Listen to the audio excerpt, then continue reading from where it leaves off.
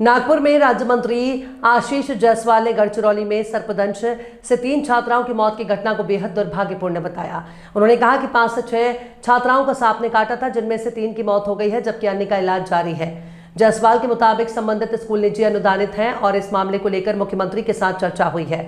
उन्होंने कहा कि उच्च स्तरीय जांच के बाद ये स्पष्ट होगा कि कहीं किसी की लापरवाही तो नहीं थी। मृत छात्राओं के परिवारों को उचित सहायता देने का भी आश्वासन दिया गया। उन्होंने कहा कि वे 14 अगस्त को स्वयं गढ़चिरौली जाकर घटनास्थल का दौरा करेंगे और पूरे मामले की समीक्षा करेंगे। रोहित पवार के बयानों पर प्रतिक्रिया देते हुए आशीष जायसवाल ने आरोप लगाया कि फिलहाल मीडिया का ध्यान अपनी ओर आकर्षित करने की होड़ लगी हुई है। उन्होंने कहा कि महाविकास अघाड़ी में खुद को श्रेष्ठ साबित करने के प्रयास में लगातार ऐसे बयान दिए जा रहे हैं जिससे समाज में गलत भ्रम पैदा होता है। जायसवाल ने कहा कि गढ़चिरौली की घटना प्राकृतिक आपदा थी या इसमें किसी की गलती थी, ये जांच के बाद ही स्पष्ट होगा और जांच रिपोर्ट आने से पहले टिप्पणी करना उचित नहीं है। मुख्यमंत्री देवेंद्र फडणवीस और जयंत पाटिल के एक साथ विमान यात्रा करने पर जायसवाल ने कहा कि मुख्यमंत्री सामान्य विमान से सफर कर रहे हैं और विमान में कई यात्री होते हैं, इसलिए हर बार का राजनीतिक अर्थ निकालना उचित नहीं है।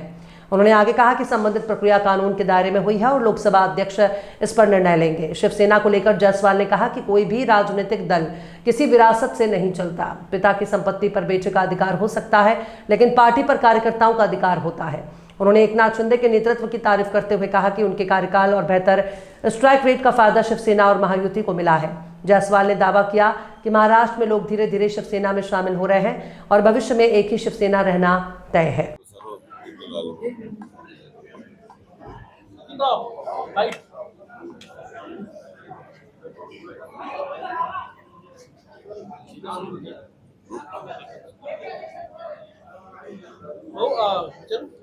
गडचिरोली धानोरा तालुक्यातील खासगी आश्रम शाळेमध्ये खासगी अनुदानित आश्रम शाळेमध्ये सर्पदंशामुळे 3 विद्यार्थिनींचा मृत्यू झालेला आहे। गंभीर प्रकरण आहे, काय सांगता? काल अतिशय दुर्दैवी घटना रात्री 2च्या सुमारास घडल्याची बातमी आलेली आहे आणि एकूण 5-6 मुलींना सर्पदंश त्या ठिकाणी झालेला आहे। त्यापैकी 3 मुलींचा मृत्यू झाल्याचं कळलेलं आहे आणि बाकीच्या लोकांवर उपचार सुरू आहे। अतिशय दुर्दैवी घटना घडलेली आहे। ती खाजगी अनुदानित शाळा होती।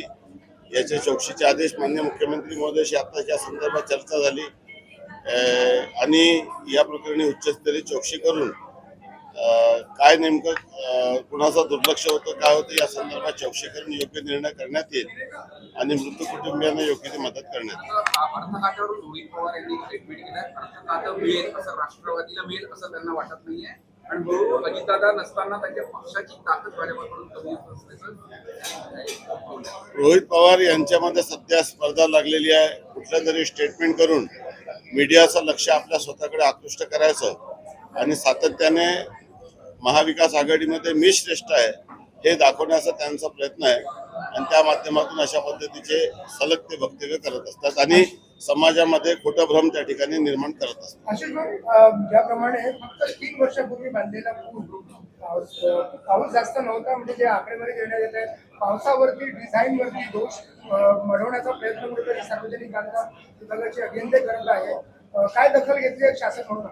मी स्वतः 14 तारखेला त्या ठिकाणी भेट देणार आहे आणि संपूर्ण प्रकरणामध्ये मी स्वतः या संदर्भामध्ये गडचिरोलीला जाऊन आढावा घेणार आहे आणि त्यानंतर नेमकं या प्रकरणात काय कोणाची चूक आहे की नैसर्गिक आपत्ती आहे की नेमकं काय आहे, कारण की कधी कधी फ्लो खूप जास्त असतो त्यामुळे देखील असं नुकसान होतं किंबहुना काही ठिकाणी बांधकामाचा दोष असतो। नेमकं या प्रकरणात काय आहे या संदर्भामध्ये अहवाल आल्यानंतर भाष्य करेल। जयंत पाटील यांच्यावर सातत्याने चर्चा सुरू असताना जयंत पाटील आणि देवेंद्रजी यांनी एकत्र प्रवास कोल्हापूर मला वाटतं की आता देवेंद्रजी हे नॉर्मल फ्लाईटने प्रवास करत आताही ते नॉर्मल फ्लाईटने मुंबईला जात आहे आणि उद्धवजीने त्यांच्यासोबत प्रवास केला की कोणी विमानामध्ये खूप पॅसेंजर आहे तर सर्वांना ओपन असते। यावर आताच माननीय मुख्यमंत्री महोदयांनी आपलं भाष्य केलेलं आहे, त्यामुळे प्रत्येक विषयाचं राजकारण करणे योग्य नाही। आज उपाटा मतलब तुमच्याकडे आलेल्या 6 संदर्भात न्यायालयामध्ये सुनावणी आहे। जी काही प्रक्रिया झालेली आहे ती कायद्याच्या चौकटी झाली असल्यामुळे त्यांनी त्यांचं काम करावं। न्यायालय आणि लोकसभा स्पीकर या संदर्भामध्ये योग्य निर्णय घेतील. भाऊ, दर महिन्याला उभाटा सेनेकडनं कार्यकर्ते पदाधिकारी तुमच्याकडे येत आहेत, तर उभाटा सेनेला रिकामा करण्याचा काय प्रयत्न सुरू आहे? काय झालंय हे प्रत्येकाने समजून घेतलं पाहिजे की पक्ष जे आहे ते कुठल्या लिगसीने चालत नाही. म्हणजे वडिलांच्या मालमत्तेवर मुलांचा हक्क असतो, परंतु पक्षावर कार्यकर्त्यांचा हक्क असतो. माननीय एकनाथजी शिंदे साहेबांनी अत्यंत 2 वर्षाच्या कालखंडात मुख्यमंत्रीपद कसं न्याय द्यायचा असतो आणि महाराष्ट्राच्या प्रत्येक कार्यकर्त्याच्या मागे कसं ताकदीने उभं राहायचं असते आणि त्यासोबतच जे विधानसभेमध्ये त्यांच्या नेतृत्वामध्ये जो यश आलं त्या यशातून त्यांनी स्ट्राईक रेट कसा चांगला करायचा असतो. म्हणजे फक्त शिवसेना नाही तर पूर्ण महायुतीमध्ये जो स्ट्राईक रेट त्यांच्या नेतृत्वात मिळाला त्याचा म्हणजे कदाचित त्याचा विसर माननीय उद्धवजी आणि त्यांच्या सर्व टीमला झालेला असावा. खऱ्या अर्थाने शिवसेनाचं खरं नेतृत्व कोण करू शकतो, बाळासाहेबांच्या विचाराला कोण न्याय देऊ शकतो, बाळासाहेबांना अभिप्रेत असलेला शिवसैनिक कोण आहे. आणि त्यांनी सांगितलं होतं की शिवसेनेत जे मिळेल ते शिवसैनिकाला मिळेल आणि ते केव्हा त्यांच्या कुटुंबाचे लोक कुठल्याही पदावर राहत नव्हते. परंतु महाविकास आघाडीच्या सत्ता स्थापनेनंतर वडील आणि मुलगा दोन्ही कॅबिनेट मंत्री झाले आणि अनेक मंत्रिपद हे अपक्षांना त्यांनी दिलं आणि त्यातून 2-2.5 वर्ष मंत्रालयात ते आले नाही. त्यामुळे पक्षाची जी अवस्था झाली त्याला न्याय देण्यासाठी शिंदे साहेबांनी भूमिका घेतली आणि त्यांच्या नेतृत्वामध्ये एक अभूतपूर्व यश तर मिळालंच, परंतु पूर्ण महाराष्ट्रात मोठ्या प्रमाणामध्ये टप्प्याटप्प्याने लोक हळूहळू येत आहेत. त्यामुळे भविष्यात एकच शिवसेना राहील, ती म्हणजे माननीय एकनाथ शिंदे साहेबांच्या नेतृत्वातील शिवसेना. हे आता काळ्या दगडावरची रेखा आहे. भविष्यात हा चित्र आपल्याला दिसेल.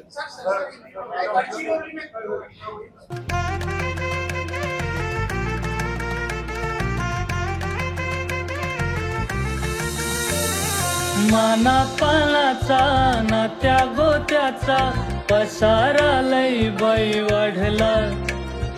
रुसवा नको ग बाई कुणाचा मोठ्यानी उतारा काढला. लगीन घाई सुचून देई खरेदीने पणा काढला. खरेदीला वर्षीधीने उत्साह नवा आणला. बांधला बसका बांधला, बांधला बसका बांधला, बांधला